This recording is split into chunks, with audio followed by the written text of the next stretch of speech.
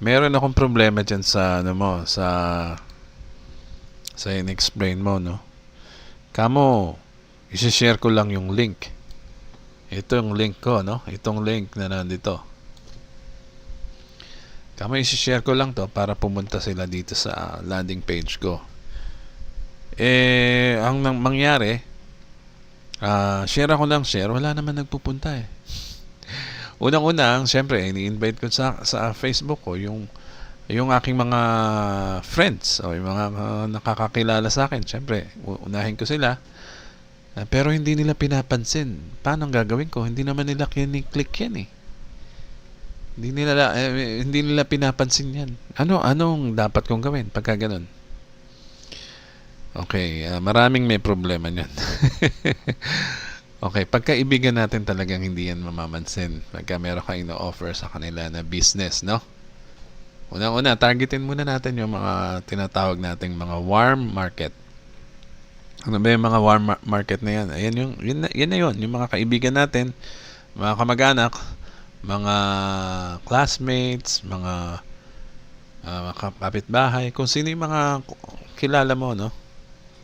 Yan mga yan ang hindi papansin sa'yo. Pero kaibigan mo sila, close sila sa'yo, no? Pero hindi ka nila papansinin pag negosyo, no? So, ganito gawin mo. Ang suggestion ko, ganito ang gawin mo. Para siguradong mapunta sila dito, makapag-submit. Basta ito ay para sa mga kakilala mo lang, ha? Hindi pwede ito sa publiko, ha? I mean, kung hindi mo kilala, wag mong gagawin tong ituturo ko. Ito ang technique.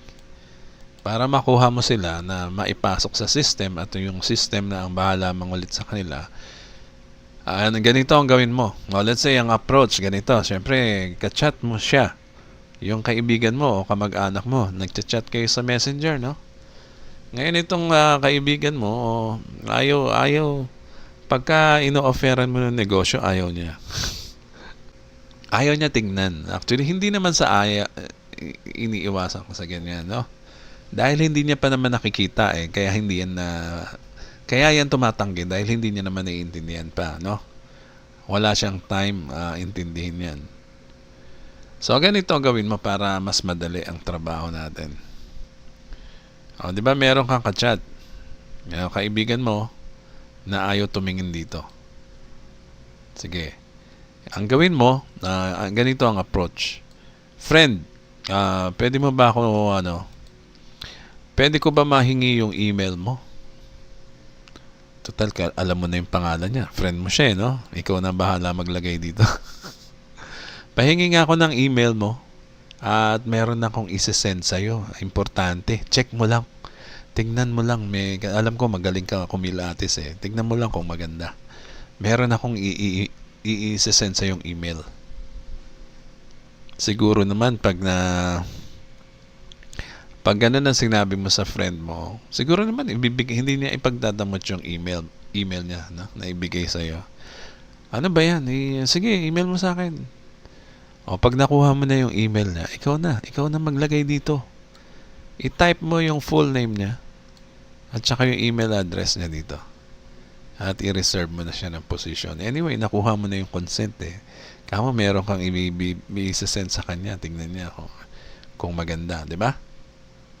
Gawin mo yun sa kaibigan mo, kamag-anak mo, okay lang. Wag lang dun sa hindi mo kakilala, ha? Baka magreklamo. Baka ireklamo, bakit mo ako ini-spam? Hindi ganun. Basta nakuha mo yung consent, nakamo, meron kang i-send na email sa kanya at binigay niya yung email address niya sa'yo, okay na yun. Ikaw na maglagay dito. Kasi ang tamad niya pumunta eh. Ikaw na, bahala mag-type dito ng name and email niya. So, by that, nagkaroon ka na ng isang prospect na nasa loob na ng system na magtatrabaho sa iyo 24 hours, no? Para mangulit dun sa kaibigan mo. So, hindi ka na nahihirapan mag-recruit. Hindi ganun. Wala nang heavy lifting. Kinuha mo lang email, ipinasok mo dito sa capture form natin, and that's it. Yung email ng friend, ng kaklase mo na naiinggit sa'yo. Yung relatives mo na hindi rin pinapansin yung mga ginagawa mo. ilagay mo email nila dito at para makita nila yung gusto mong i-share sa kanila, no? Para naman masilip nila, ay ito pala yung pinagkakaabalahan ni Pedro. Ang ganda pala nito. Mukhang okay to. O sige. And then sila naman ang lalapit sa iyo. O ano ba yung shinare mo sa akin? Hindi mo ba na-receive yung about Live Good John? Di ba may mga emails ka na natatanggap sa Live Good? Oo, mukhang maganda. O sige. O sige, sasali na ako. Wala lang naman. Idea lang naman 'yon para lang para lang maipasok natin dito sa ating autoresponder natin, no? Itong capture page na 'to. Yung kanilang emails. Yan. So ikaw na magpapasok dito. So ganun lang ang gawin mo. So paalala lang, wag niyong gagawin 'yon sa hindi niyo kakilala dahil bawal 'yon. Okay? So, yan lang muna. No recruit, no selling. Yan lang muna aking masishare sa inyo, ha?